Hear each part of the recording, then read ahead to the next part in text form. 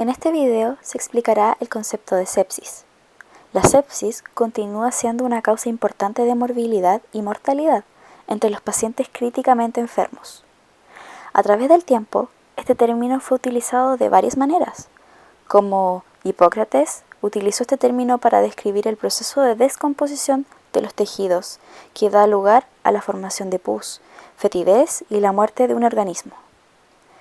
Los trastornos fisiológicos inducidos por la sepsis son en gran parte debidos a la respuesta del huésped a los microorganismos invasores, en contraste con los efectos directos del propio microorganismo.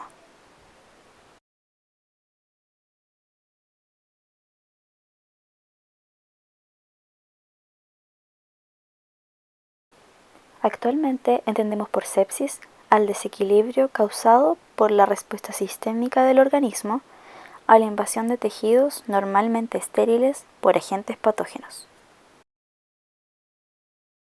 Hay muchos tipos de microorganismos que pueden causar sepsis, como las bacterias, hongos y los virus. En muchos casos, los médicos no pueden identificar la fuente de la infección.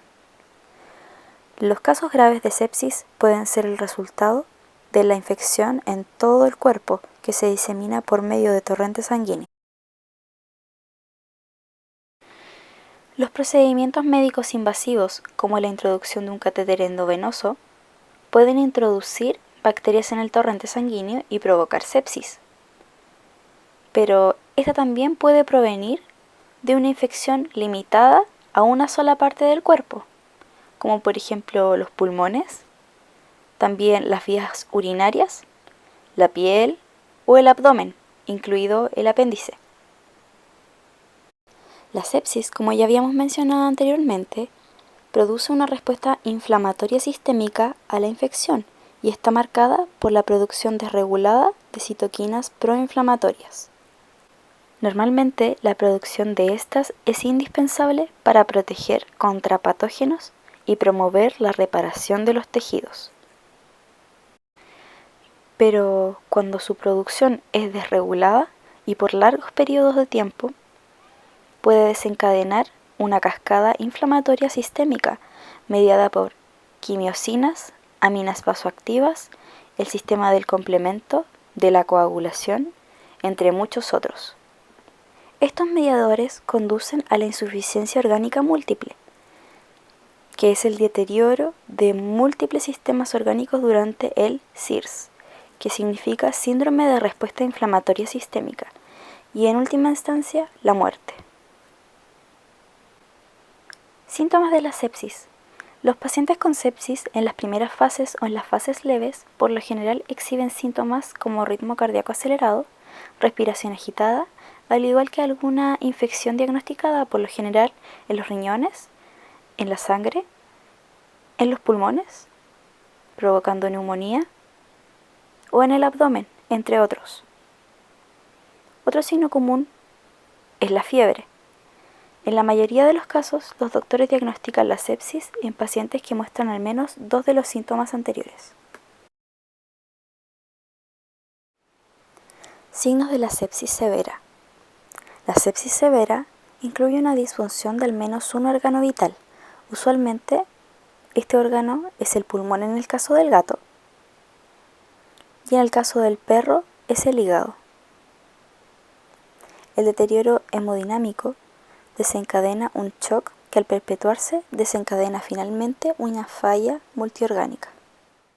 Los síntomas de la sepsis severa pueden incluir dificultades para respirar, dolor abdominal agudo, disminución de la micción, función cardíaca normal o irregular, comportamiento mental alterado y cantidad baja de plaquetas.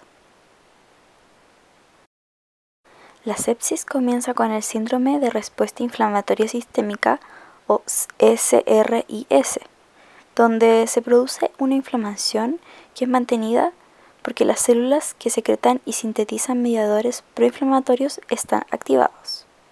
Las caspasas efectoras llevan a cabo la apoptosis.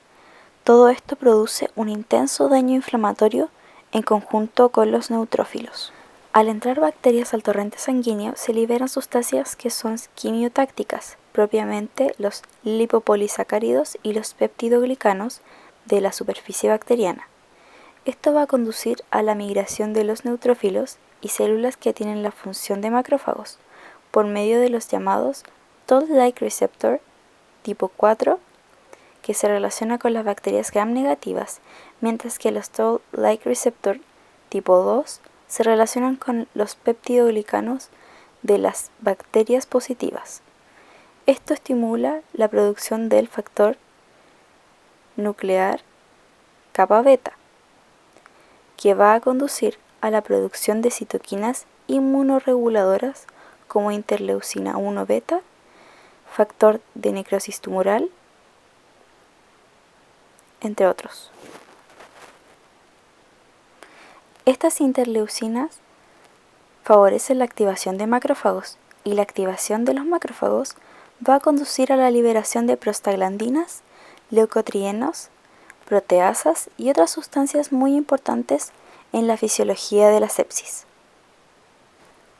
La sepsis va a condicionar la activación del endotelio y va a incrementar la activación de óxido nítrico sintetasa. Este es el responsable de la vasodilatación. El endotelio activado se debe a la diapédesis de los macrófagos por medio del factor tisular. El endotelio activado también va a producir sustancias que van a favorecer la mayor unión de las células polimorfonucleares y de los macrófagos. Esto va a producir un incremento de la respuesta inflamatoria.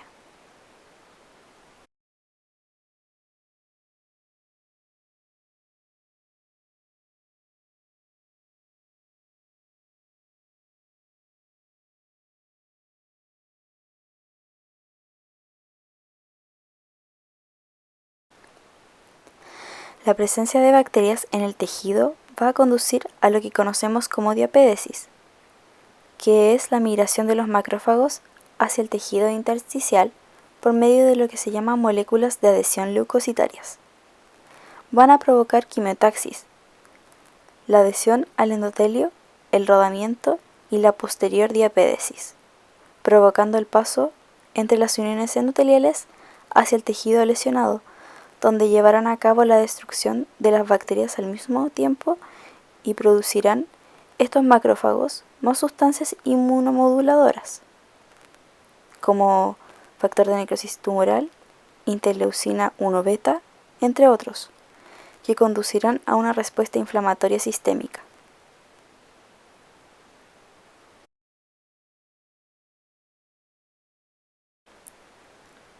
Volviendo al tema, por lo tanto, la sepsis conlleva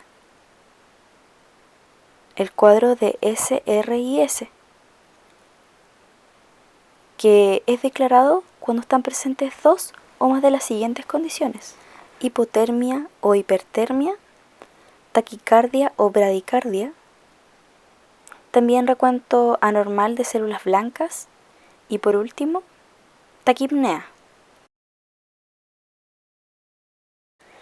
El shock séptico se define como una subcategoría de la sepsis en la que las alteraciones circulatorias y del metabolismo celular son lo suficientemente profundas como para aumentar considerablemente la mortalidad.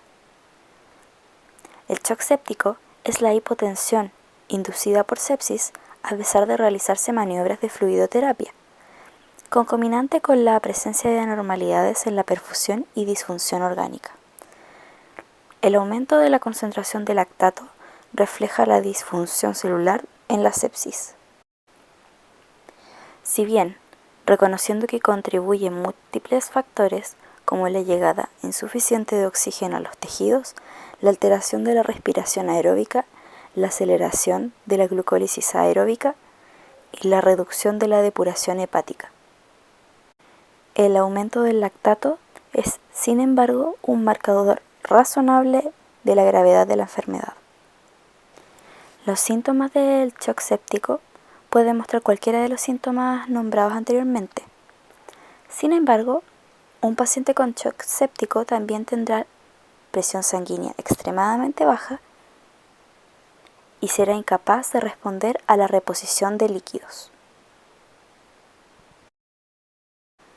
Todo esto conduce de manera inicial a una lesión potencialmente reversible, que luego de ser prolongada la injuria, el daño celular resulta irreversible. Entonces, en resumen, la sepsis grave y el shock séptico son el resultado de la compleja interacción entre los microorganismos infecciosos y elementos de la respuesta inmunológica del huésped, que da como resultado una inadecuada respuesta inmunológica del hospedador. Entonces, para concluir, la mejor forma de prevenir casos como los ya mencionados es hacer un diagnóstico certero y en lo posible cuando el cuadro es aún en una fase manejable y reversible. El tener en cuenta el funcionamiento de su sistema inmune y tomar las precauciones necesarias al realizar los procedimientos. También prestar atención a los avances de la enfermedad en pacientes críticos o inmunocomprometidos y poder tener un buen pronóstico para ellos.